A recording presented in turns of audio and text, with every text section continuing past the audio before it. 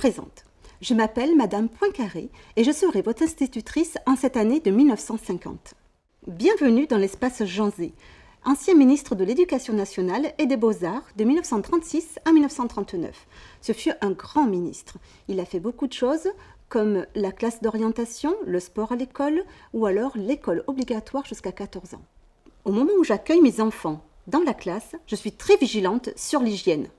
Je regarde les mains, recto, verso, les ongles et il m'arrive même de soulever les cheveux pour voir s'il n'y a pas de petits poux qui se cachent.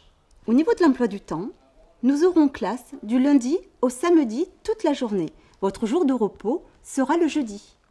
Le matin, nous allons commencer la classe par une leçon de morale, le savoir-vivre ensemble. Et le samedi matin, nous commencerons sur l'éducation à l'hygiène et la lutte contre l'alcoolisme. Quand mes élèves rentrent en classe, je leur demande de s'asseoir correctement, le dos bien droit au niveau du pupitre. Ils passent à peu près entre 6 et 8 heures assis, donc il faut que ce soit confortable et surtout qu'ils protègent leur petit dos.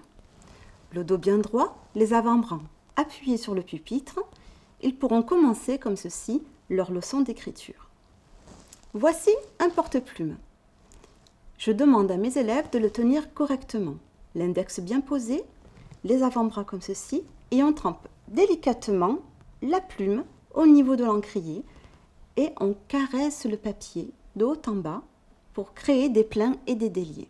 Dans les vitrines qui sont à côté de moi, vous allez pouvoir trouver les objets, les outils de l'écolier ainsi que de l'instituteur sur les unités de mesure et aussi les accessoires d'écriture.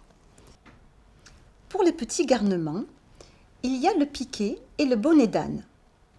Mais heureusement, pour stimuler ou encourager mes petits élèves, en cas de bonne réponse, je leur donne des récompenses avec mes bons points et au bout de 10 bons points, ils auront une image. Je vous remercie pour votre visite dans ma classe. Et si vous souhaitez avoir un peu plus de renseignements sur les accessoires et objets qui s'y trouvent, je vous invite à scanner ce drôle de petit carré apparemment appelé QR code que vous pouvez trouver dans la salle. Ou sinon, vous pouvez aller vous rapprocher des espaces Jules Ferry et Célestin Freinet pour avoir un peu plus de renseignements. Je vous souhaite à tous une très bonne visite et à très bientôt. Merci.